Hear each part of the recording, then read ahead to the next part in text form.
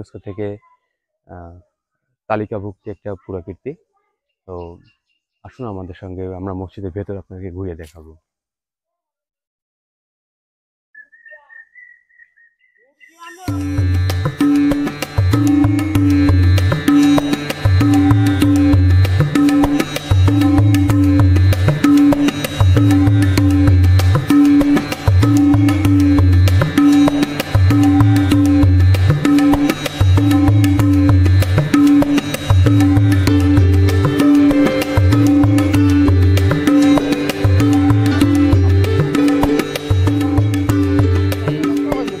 এই মসজিদ আপনি খেদমত করছেন কত বছর?